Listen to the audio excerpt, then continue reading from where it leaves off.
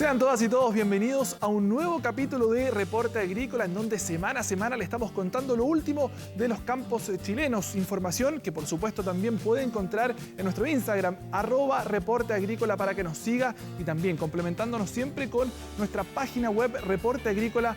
En este capítulo en particular vamos a comenzar hablando de la reina de la mesa chilena. Me atrevería a decir que es una infaltable, la palta. Y para hablar sobre todos los desafíos que tienen su producción y comercialización, nos acompaña Francisco Contardo, director ejecutivo del Comité de Paltas Chile, que ya está con nosotros. Francisco, ¿cómo estás? Lo primero, agradecerte por esta entrevista. Gracias a ti, José Ignacio, por la invitación.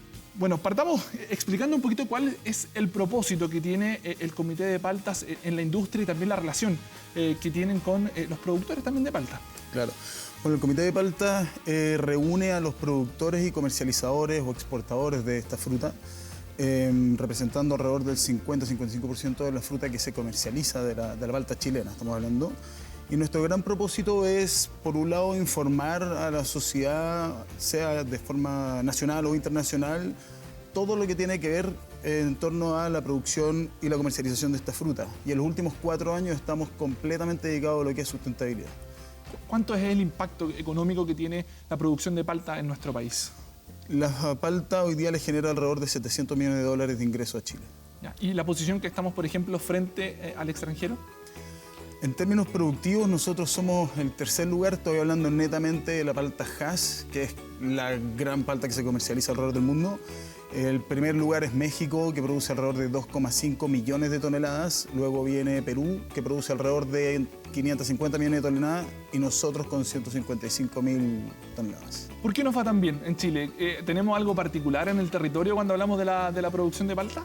En términos productivos, sí, tenemos un clima maravilloso que ayuda a la producción de palta, lo cual genera, en términos bien simples, la temperatura de día en momentos productivos, que tenemos las zonas productivas de alrededor de 30, 32 grados de temperatura, y que en la noche luego hay entre 11 y 12 grados de temperatura. Esa variación de temperatura genera que nuestra fruta, al ser cultivada, tenga más aceite. Y ese más aceite tiene varios componentes. Por un lado, cuando guardamos las cosas en nuestras casas, las guardamos en aceite. Entonces tiene una mejor post cosecha. Al ser cosechada, vive mejor la fruta, por así decirlo, o madura mejor. Así como también viaja mejor. Y por otro lado, la hace más rica y también la hace muchísimo más nutritiva, porque los aceites de la palta son aceites que le hacen bien al ser humano. ¿Y cómo se distribuye, por ejemplo, la palta tanto en el mercado interno como en el mercado externo?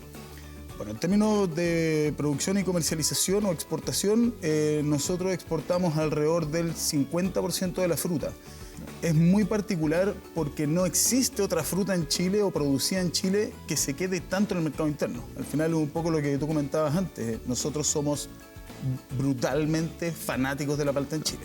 Es parte de la canasta básica.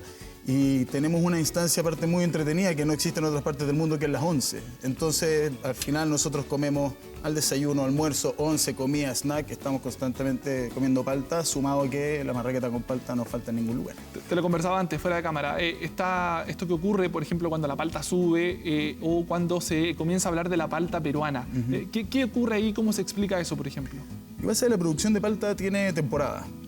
La temporada, con el cambio climático, se ha ido moviendo a lo largo del tiempo, pero podríamos hablar de que esta temporada, por ejemplo, que está ya terminando, es una temporada que empezó a principios de septiembre, términos mayoritarios, principios de septiembre del año pasado, y que ya está terminando ahora fines de marzo, principios de abril.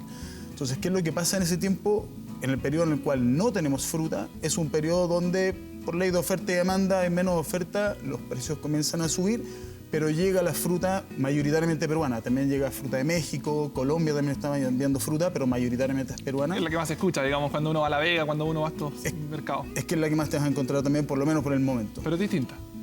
Es distinta porque, por varios factores. Uno, como yo te contaba, nuestro factor climático. Al final, por ejemplo, Perú tiene un clima bastante más cálido constantemente, entonces no tiene este cambio de temperatura. Entonces, por temas climáticos es distinto.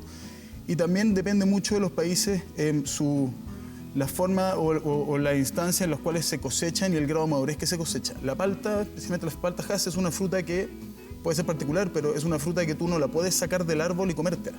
Claro. A diferencia de una manzana, por darte un ejemplo. Entonces, nosotros en Chile tenemos incorporado de que cuando existe un 23% de materia seca, en buen chileno se mide cuánto dentro de la fruta está seco y el 23% nos permite a nosotros saber que vamos a tener una buena post cosecha y ahí el agricultor comienza a cosechar y es más, ahí también es bueno que se empiece a exportar la fruta porque va a generar una buena post cosecha, un buen viaje. Por darte un ejemplo, la palta chilena cuando va a China viaja alrededor de 35 días y en China tiene 12 días de venta, que es bastante, especialmente para un producto perecible. Perdura, digamos, harto en el tiempo y eso a raíz de qué, de todo este trabajo que se estaba... Por un lado es la materia seca que te permite poder proyectar que va a madurar de esta forma y bueno, y sumado que cuando la palta se exporta, la palta viaja en contenedores herméticos y con un sistema que se llama atmósfera controlada que básicamente controla la cantidad de CO2 y oxígeno para tratar de regular o disminuir un poco la maduración o la velocidad de la maduración. Y en ese sentido, el Comité de Paltas, ¿cuánto aporta, por ejemplo, en la sostenibilidad? Me hablabas al principio de que también se está haciendo un trabajo en esa materia. ¿Cuánto se ha trabajado en eso? Nosotros llevamos 4 años, más de 4 años de hecho, trabajando completamente enfocado en sustentabilidad. Tiempo atrás se hacían más campañas promocionales para hacer, por ejemplo, no sé, yo hace 6 años hice campañas en China para que los chinos pudieran consumir más palta chilena. Pero como comité tomamos la decisión de dedicarnos 100% a la sustentabilidad y con eso hemos tenido, por un lado, hemos tenido estudios que nos han hecho, por ejemplo, Casalac, que es el Centro de Aguas para Zona Árida y Semiárida de América Latina y el Caribe. Ellos nos pidieron hacer un estudio, fueron a un campo a estudiar, estuvieron 1 año y medio haciendo un estudio y esto generó 95% de conclusiones positivas. Fueron 6 científicos de Naciones Unidas. Fueron 6 científicos de Naciones Unidas más un observador de CONAF, donde luego esto nosotros teníamos, como cualquier persona nos paramos y dijimos, ok, nos acaba de estudiar la ONU y nos dicen que nuestro cultivo es amigable con el medio ambiente. ¿Qué hacemos? Y nosotros lo que dijimos fue, ok, sigamos en esta senda. Luego de eso contratamos una agencia de sostenibilidad que se llama Sustentamas y esta agencia a nosotros nos ayuda, ok, si ya nos midió un tercero, midámonos nosotros. ¿Qué hicimos? Nos medimos a todos los socios, el comité se conforma por medio de socios, nos midieron a todos los socios en términos de un sinfín de criterios ESG internacionales, donde lo que nosotros pudimos ver es realmente cómo estamos parados en torno a la sustentabilidad con criterios internacionales. Y luego de eso nos propusimos 14 objetivos que para nosotros es muy importante porque somos una industria que tenemos un desde la sustentabilidad. Todos los socios firmaron un compromiso que dicen, ok, yo estas 14... más que intenciones, estas 14 acciones que son 100% medibles, las voy a tener y como compromiso a la sustentabilidad de la industria. Y en el tiempo hemos seguido acompañando nosotros como gremio a que los agricultores y comercializadores puedan cumplir con esto e ir avanzando en constantemente ser más sustentables. La sustentabilidad no es algo dinámico, entonces estamos, por un lado hemos aprendido y por otro lado estamos haciendo muchísimos pilotos también con empresas internacionales para poder también mostrarle a los agricultores y comercializadores cómo estar más a la vanguardia, cómo estar más tecnificados, cómo ser más sustentables y distintas prácticas de forma constante. Porque claro, en medio de esta crisis climática, obviamente también están puestas las miradas harto en la producción, finalmente, que hay de paltas, hay casos emblemáticos, por ejemplo, como el de Petorca. ¿Cómo responden ustedes también a todas estas críticas que muchas veces se hacen, por ejemplo, en este caso que te comentaba? Sí, a ver, Petorca es un caso bien emblemático, porque al final fue una zona que en términos mediáticos tuvo mucho foco, por eso fue tan emblemático. No es ni la zona más seca, ni tampoco la zona, por ejemplo, de Chile, que tiene más camión de aljibe. A uno de repente le llamaría la atención, pero hay más camión de aljibe en el Biobío que en Petorca, por darte un ejemplo. Zona que tiene más agua, claramente. Petorca lo que tiene es una situación que lo que más refleja es que existe un déficit o una deficiencia en términos de inversión del Estado. Y no me refiero a gobierno, Estado. Porque uno cuando a nosotros nos tocó mucho ir a Petorca, yo fui muchas veces a Petorca, tuve muchas conversaciones con los SCR o anteriormente APR, al final, que ven la comunidad para el tema de consumo humano. Y nosotros estuvimos revisando, analizando, estuvimos trabajando con equipos, de hecho trabajamos con personas que habían sido ex DOH, que habían trabajado en la Dirección de Obras Hidráulicas para ver realmente cuál era la situación. Y en muchos casos veíamos que en zonas había agua. El problema es que no había gestión hídrica y esa gestión tiene que haber alguien que te ayude a poder gestionar el agua. Y por ejemplo, ¿cómo se hacen parte ustedes de este desafío común que es gestionar finalmente el agua? Nosotros, después de ciertos intentos de hacerlo al final en equipo entre público y privado, como no logramos poder hacer equipo con el sector público, lo que hicimos fue reunir a más privados, no solamente palteros, no nos podemos llevar el crédito nosotros, pero muchos agricultores de la zona donde por un lado, ciertos agricultores armaron una fundación, esto hace más de 4 años atrás, llamada FOEPE, que esta fundación lo que se proponía era justamente ayudar a soluciones para el consumo humano. Y nosotros lo que hicimos fue ir a APRs, llevar técnicos, buscar un APR que le daba agua a cerca de 20.000 personas, que nosotros fuimos directamente en el caso con agricultores, equipos de agricultores, con técnicos, con la gobernadora del minuto, para ver realmente cómo solucionarlo, y nosotros fuimos y llevamos a personas y técnicas que fueran a buscar dónde había más agua, ayudamos a profundizar pozos y a su vez también ayudamos a financiar todos estos temas, porque cuando tú no estás con el apoyo estatal necesitas al final que el mundo privado te puede inyectar algo de recursos, porque al final le da un poco de velocidad a las soluciones. ¿Y qué pasa con las soluciones de salinización, por ejemplo? ¿Cómo están trabajando en eso también? Muy interesante tu pregunta. La semana antepasada, de hecho, o pasada, perdón, tuve que ir a presentar, de hecho, a un congreso, que fue el Congreso ACADES, que es el gremio de la desalinización.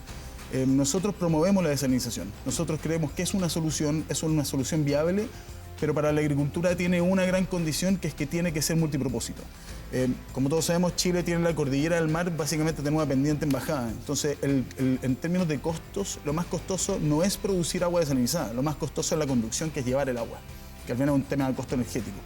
Entonces, estas opciones multipropósito se están proponiendo en cuencas, como por ejemplo en Petorca, donde exista la minería. Entonces, la intención es armar, de quienes lo están haciendo, es armar distintos tarifarios, por así decirlo, para que se pueda financiar la conducción y la producción de agua, siempre y cuando exista también un aporte del Estado. ¿Por qué? Porque el agua puede llegar a un punto, pero el agricultor, el pequeño agricultor, por ejemplo, tiene que poder conducir esa agua a su tranque o a sus plantaciones o a la zona donde él tiene el agua para luego pueda bajar por gravedad y regar sus plantas, qué sé yo. Entonces tiene que existir igual un apoyo estatal, tiene que ser público-privado. Falta ahí también un poquito relacionarse un poco más en ese ámbito muchas veces, pero también funciona cuando en algunos casos ocurre. Claro, que hoy día esos son proyectos, todavía son proyectos algunos que están bien avanzados, pero todavía les faltan algunos años para poder poner la primera piedra. Los proyectos de desalinización en Chile, por un tema, como le decían en este congreso, de permisología, se demoran alrededor de 8 años en poder estar listos y alrededor de 11 años en sacar la primera gota. Y la necesidad hídrica es realmente urgente. Perfecto. Muchísimas gracias, Francisco, por esta entrevista. No, muchas gracias a ti. Que esté muy bien. Gracias. Vale, nosotros seguimos avanzando con una historia bastante llamativa que ocurre en la comuna de Lampa, en la región metropolitana, en donde una familia de emprendedores comenzó a producir vegetales baby. Sí, escuchó bien, vegetales baby, que a pesar de su pequeño tamaño, tienen todos los nutrientes necesarios. Mire. En la zona norte de la región metropolitana, específicamente en Lampa, se encuentra Campo Mix, un emprendimiento familiar que surge dada la necesidad por parte de su fundadora, quien luego de 22 años trabajando en un mismo lugar quedó cesante. Hoy el emprendimiento destaca por la producción de vegetales miniaturas o babies, tales como lechuga, rúcula, espinaca o zanahoria, los cuales, pese a su tamaño, cuentan con todos los nutrientes necesarios. Nosotros partimos de a poco, casi nada de entrega. Con suerte a veces entregábamos 5 kilos en el día, pero después fuimos perseverantes y lo empezaron a cotizar. Después ya no eran 5 kilos, sino que eran mucho más cantidades. Por ejemplo, de pura espinaca baby teníamos que entregar 30 kilos, cilantro 70 kilos. Nosotros somos más amantes de una agricultura limpia que una agricultura con hojas grandes. No, baby nosotros. Reutilizamos los productos que, por ejemplo, descartamos, se incorporan a la tierra. Alimentamos nuestras plantitas con todo lo que son productos orgánicos, fertilizantes, y todo lo hacemos a través del riego tecnificado. Las hortalizas de tamaño baby no son lo único que destaca y diferencia la producción de Campo Mix, sino que también alimentos de origen asiático, los cuales son utilizados principalmente en ensaladas. La mizuna y el tatsoi son ensaladas gourmet, que esa casi no se ven en diferentes lados, tienen muy rico sabor, son libres de pesticidas. Mizuna es una hoja dentada que sirve para hacer arreglos de ensalada, lo mismo que el tatsoi, que es una hoja redondita, y lo que es la mostaza dentada y mostaza hoja. Con estos productos, la agricultora elabora mix de ensaladas. Cosecha, lava, centrifuga y guarda los alimentos en cajas listas para vender en la red de mercados campesinos, una iniciativa impulsada por el Instituto de Desarrollo Agropecuario. Nosotros entregábamos a cafeterías, a algunos restaurantes, pero ellos quebraron. Pues la pandemia, como somos usuarios de INDAP, los llevan a los mercados campesinos. Y eso los ayudó mucho a firmarnos. Emprendimientos como Campo Mix se convierten en un ejemplo de la constante búsqueda de los productores por agregar valor a sus cultivos, de manera innovadora y sustentable.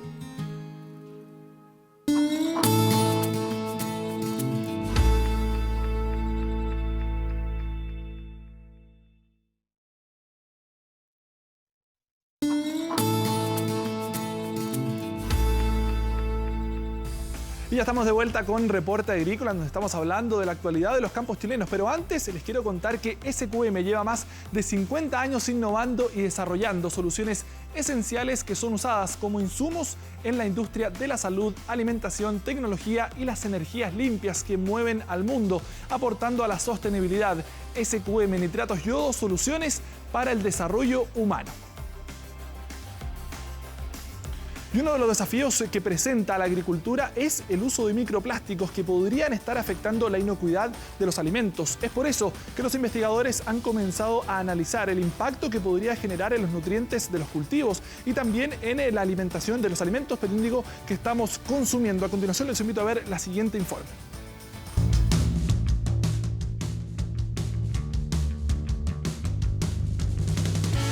El plástico ha revolucionado las prácticas agrícolas, ofreciendo soluciones innovadoras que mejoran la eficiencia y la productividad. Sin embargo, el uso de este material en el sector presenta desafíos en la inocuidad de los alimentos. El bloqueo que generaría los antibióticos presentes en los alimentos sería uno de ellos. This is a problem because an increase in microbial resistance in bacteria increases the risk of infections that we can't fight anymore with antimicrobials. And that could be a problem for public health in general. Los estudios sobre el efecto de este material en el ser humano son recientes y debido a su presencia en lugares recónditos como los hielos de la Antártica, dan señales de que los daños serían visibles a largo plazo. Previously, there hadn't been much investigation or results that showed an impact of these particles in living organisms like bacteria. With this study showing that there is an effect, it's likely, if not obvious, that there's going to be more effects on other organisms, possibly including ourselves.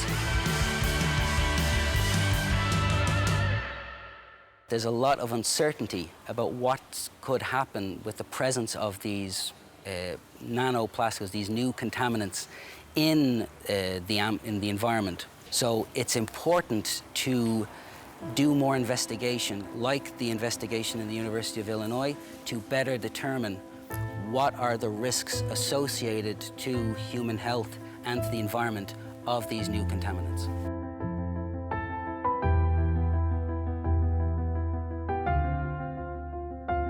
La degradación del plástico conduce a la formación de microplásticos, partículas diminutas que pueden ser absorbidas por los organismos vivos, incluyendo las plantas, con consecuencias para la salud aún no completamente estudiadas. Ariel Herrera, profesor de la Universidad Andrés Bello, investiga junto a su equipo las modificaciones que se generan en las plantas al estar en contacto con distintos tipos de nanoplásticos, como PVC o acrílico. Se trata de ver el efecto que tienen este tipo de compuestos, los nanoplásticos en particular, sobre las plantas, sobre el crecimiento y ver si es que son capaces de internalizarlo y luego moverlo a través de cadenas tróficas. Y la principal hipótesis es que sí, que pueden hacerlo y que tienen un efecto directo sobre el desarrollo de plantas.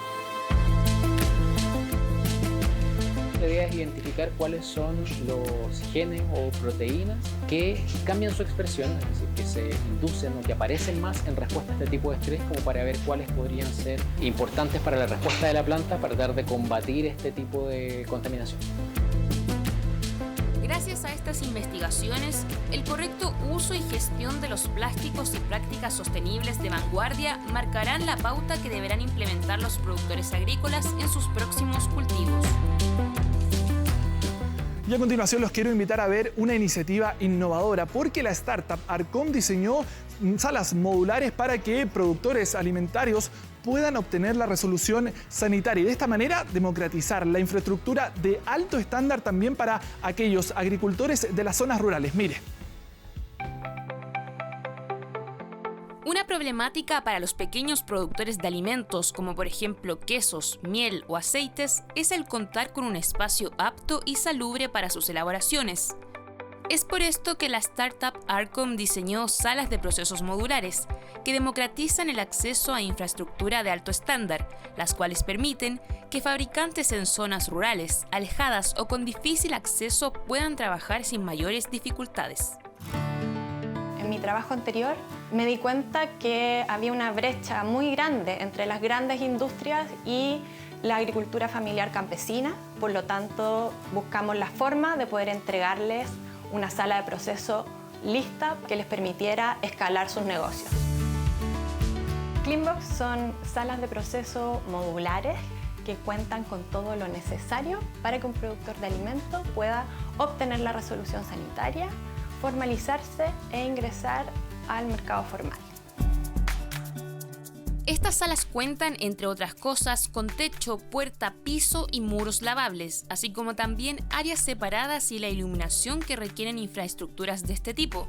De igual forma, a los productores se les hace entrega de la señalética dispuesta dentro de los Cleanbox y un manual de buenas prácticas. Nos damos cuenta que hay mucho desconocimiento, sobre todo respecto de la normativa o de qué es lo que debo cumplir para producir un alimento inocuo. Entonces nosotros nos aprendimos la norma, la desagregamos y en el fondo lo que hicimos fue responder a cada uno de los requerimientos con un tipo de material o equipamiento. Un Cleanbox, a diferencia de una sala de proceso tradicional, puede ser elaborada en 30 días. Así como también su valor es menor, se pueden desarmar y son transportables, permitiendo un acceso a las zonas rurales más alejadas. Les sirven mucho a los productores en sectores alejados, donde muchas veces hacer una infraestructura de alto estándar es inviable económicamente para ellos. Una sala de proceso tradicional vale 30% más de lo que vale un Cleanbox. Adicionalmente, no queda asociada al terreno. Por lo tanto, sirve incluso para productores que hoy día son arrendatarios. Lo otro es que el productor no necesita parar de producir, porque lo fabricamos fuera de sitio. Actualmente hay 80 Cleanbox instaladas de Arica a Chiloé, en regiones como Coquimbo, Atacama o la Araucanía, mientras que más de 500 productores han sido beneficiados con esta innovación. Y como todas las semanas, los queremos dejar invitados a los distintos eventos agrícolas que se están desarrollando a lo largo de nuestro país. Y tome nota, porque el primero de ellos se va a desarrollar el próximo jueves 11 de abril en el Centro de Conferencias Monticello de la comuna de San Francisco de Mostazal. Se realizará el Seminario Internacional Berries and Cherries Chile 2024. En el encuentro analizarán las oportunidades de Chile para el suministro de berries frescos a los mercados mundiales. También se evaluarán propuestas de renovación genética para la industria del arándano y el uso de microorganismos en cerezos. Más información en blueberriesconsulting.com.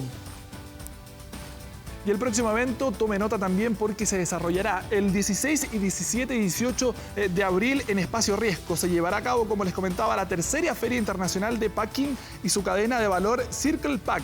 El encuentro será un espacio de reunión de negocios entre las industrias de los alimentos y el packaging, y también se presentarán, por ejemplo, las últimas tendencias, innovaciones, tecnología y maquinarias de este sector productivo. Las entradas están disponibles en ticketplus.cl.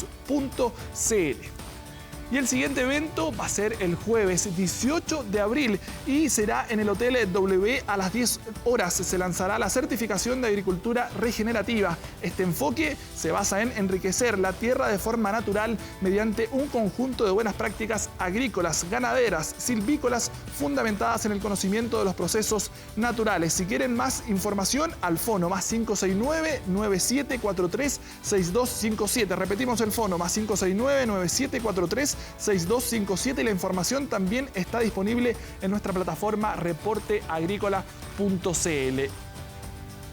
Y con estos eventos nosotros nos despedimos, no sin antes, por supuesto, dejar los invitados para que nos sigan a través de nuestro Instagram, @reporteagrícola. Estamos informando semana a semana todas las noticias del campo chileno y también nuestra plataforma reporteagrícola.cl. Nosotros nos despedimos y nos vemos en la próxima semana. Que estén muy bien.